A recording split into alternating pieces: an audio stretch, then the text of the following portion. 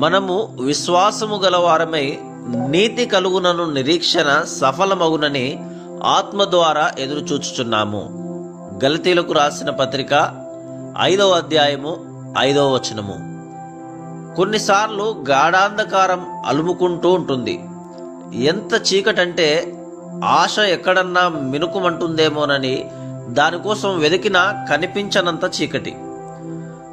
అసలు ఆశ ఉండి ఎదురు చూడడమే కష్టం. ఎన్నాళ్ళుగానో ఎదురు చూసింది నెరవేరకపోతే ఉండే బాధ ఎలానూ ఉంటుంది. దానికి తోడు ఆశ లేనప్పుడు ఏదన్నా కనిపిస్తుందేమోనని చూడడం, అనుకున్నది జరిగే సూచనలేమీ కనబడకపోయినా నిస్పృహ చెందకుండా ఉండగలగడం ఎంత కష్టం. కిటికీలో నుంచి చూస్తే అంతా చీకటే కనిపిస్తున్నప్పటికీ ఒక్క నక్షత్రం కంటబడుతుందనే ఆశతో కిటికీలు తెరిచి ఉంచడం ఎలా ఉంటుంది? హృదయంలో శూన్యం ఉన్నప్పటికీ ఆ శూన్యాన్ని మరి దేనితోనూ నింపక దేవుడే దాన్ని నింపుతాడని కనిపెట్టడం ఎలా ఉంటుంది?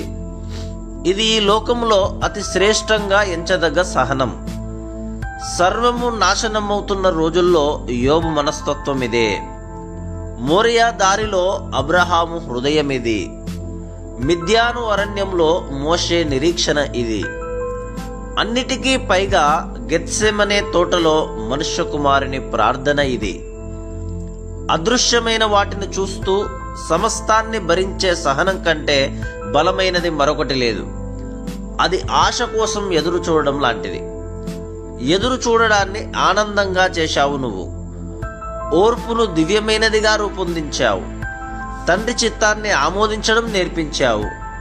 ఒక ఆత్మకు తన ఎదుట ఉన్న గిన్నెలో శ్రమ, ఆవేదన తప్ప మరేదీ కనిపించకపోయినా దాన్ని తోసివేయకుండా స్వీకరించడాన్ని నేర్పించావు. తాను చూడగలిగిన దానిని మించిన ముందు చూపు తండ్రికి ఉన్నదన్న నిశ్చయాన్ని నూరిపోశావు. నీ గెత్సెమనే దివ్యశక్తిని నాకియ్యి.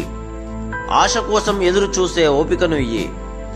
నక్షత్రాలు కనిపించని రాత్రిలో కూడా వాటి కోసం బయటికి చూసే ఓర్పు అనుగ్రహించు.